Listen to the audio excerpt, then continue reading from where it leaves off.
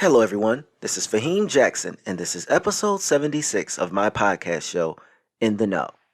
This podcast is aimed at trying to guide people through the world with a variety of topics. I am using this platform to ask questions and try my best to answer these questions with my viewpoints of the world around me. The following episode, introduction speech, is for the topic of today. And that introduction speech is regarding what if religion is not real?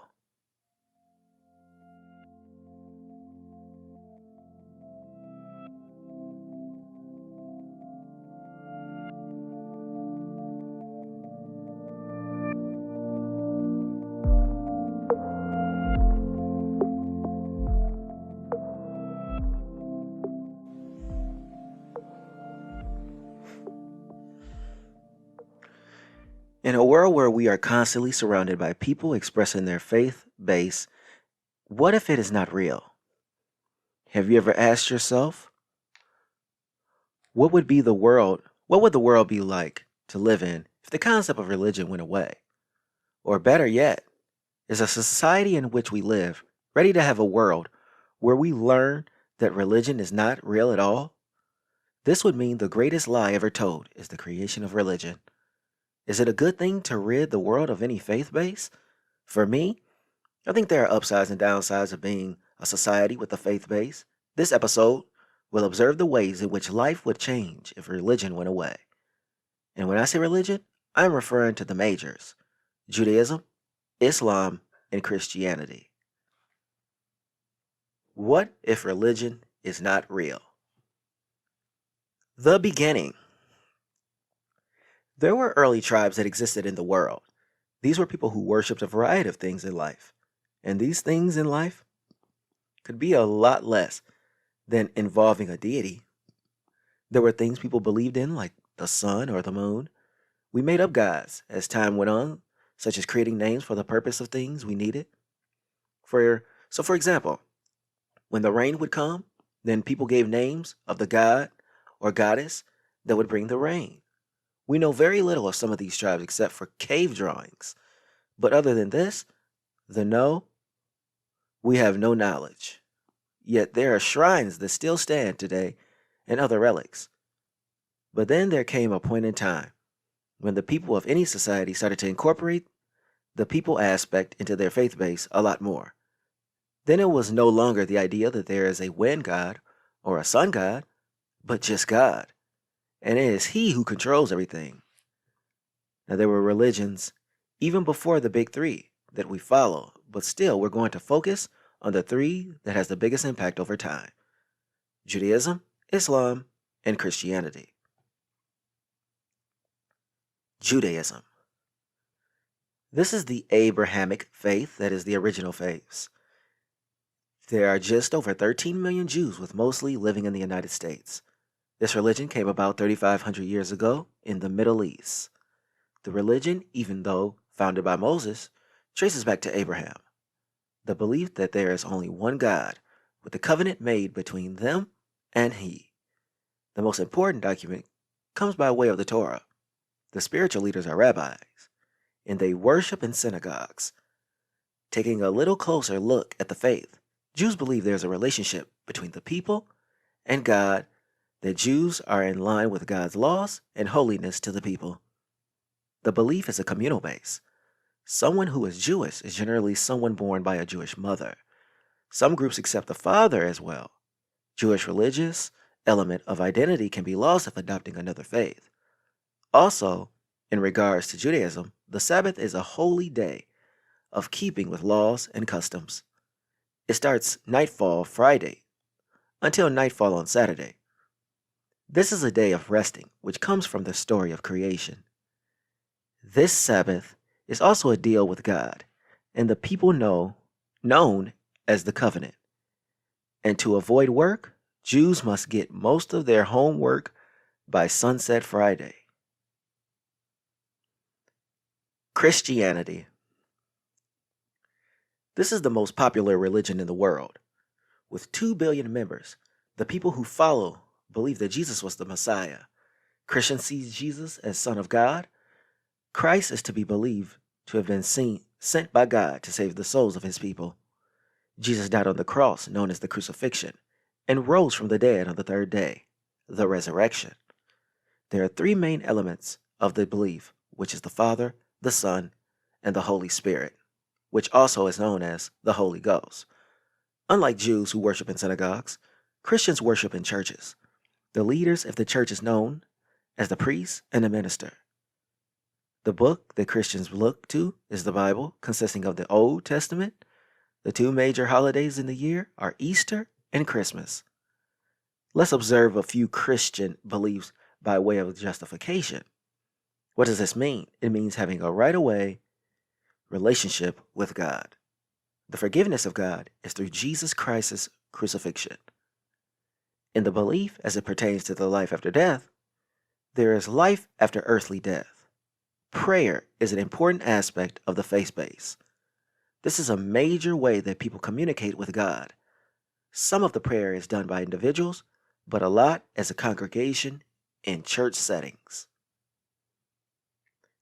Islam. This is the religion that means submitting to the will of God. This religion is the second largest in the world to Christianity, with just over 1 billion followers. Many Muslims believe that the faith was revealed over 1400 years ago in Mecca in Arabia. The name that is given to the God that Muslims feel is the only God is Allah. They consider Jesus, Moses, and Abraham as prophets sent by God. Muslims base their laws of what one shall follow through the Quran, their holy book. There are 5 basic pillars of Islam: declaration of faith, prayer, charity, fasting, and pilgrimage. When aiming to understand Allah, there are a few things that you must know. Allah has no shape or form, eternal, omniscient, and omnipotent. If a follower would like to approach Allah, he or she must pray and recite the Quran. Also, within the religion is the term jihad, which means holy war. But there are other reasons for the word jihad. Some of the other jihad meaning is other forms of struggle, which is building a good Muslim society, defending Islam, and living out the Islamic faith. Within jihad, there are rules to abide by. The enemy must have started it, not fought for gaining territory, launched by the leader. Innocent people can't be the target. As soon as the enemy asks for peace, you stop fighting, and property damage is forbidden. The spread. In the beginning of any religion, things were quite local. You only believed what you knew in that environment, and the introduction of anything was met with suspicion and at times aggression. So what took place is people spreading their views in areas outside of their immediate environment. What took place is an ability for people to listen to something new that has not yet been introduced to them, or it gave people an alternative to what they have already had around them. But even in the immediate space, for those who push back, there are people who come around. Yet war has broken out, and even then the religion overtakes the land and replaces the belief system. And this has always been a method of spreading religion, through conquests and wars. Tribes have beliefs, but the dominant culture wins through force. Now, is this religious? No, but whoever has power rewrites the history of the region. The control. Over the centuries of human history, people have used religion as a tool for having authority over the masses. And when the new religion, the new way of thinking was introduced, then what you had is control. Control over the region, but most of all, the thoughts and behaviors of the people. The belief was used to state how one shall marry, raise children, abide by the laws, and adhere to God. Only thing is that powerful leaders and their families have always been exempt from the control of religion, which makes you question God. And this goes across all timelines of history. Even today, you have the pastor in the church whose children sometimes break more rules than any kid of the parishioners, but they slide. It is this level of hypocrisy that is preached, but spent to make things okay, as to why the fall of religion has been taking hold over the years. The power. Throughout history, There have always been power structures designed by man to have leverage in society, and the power structure has always been the church and the rulers of countries. So when it comes to the ability to lead a nation, the leaders have a strong voice, yet when it has always come from the Pope or someone like him, the people often listen more. So these two work side by side to run a country. Even in today's society, there are clergy that leaders call to because the faith has always been stronger than the leader of a nation. The people will listen when the pastor or the priest says, because it appears to be coming from God. Only problem with this is that the leaders can manipulate the masses by using God, and the preachers themselves tend to dip into their popularity at times. And we see this with the priests over the years, who have jailed or forced to step down because of child sex crimes, more so in the Catholic Church than any other. Years of covering up allegations to give these men a consistent role in the church. How do you keep the church going once all this comes out? Which lead us to the next thing, the controversies. As with the previous section, I spoke about the power that religion wields. But with that, I spoke about the Catholic Church and the child sex crimes. Here's the part where we dig into the issues that religion has dealt with over the years. And it doesn't stop at Catholicism. We're also talking about the rabbi who have been accused of sexual charges and even Islamic imams who've allowed their power to overtake them as well. So what has happened over time is that people have begun to lose faith in the base of their religion. So now, how do you hold on to the base when the controversial things keep coming out? A shift in society. Women's views. As a woman in the religion, all have something in common. Women are not really the heads of anything except doing the biddings of the man. So as time progresses and our society becomes more modern, the religion begins to fracture. Women are getting in power positions more and more.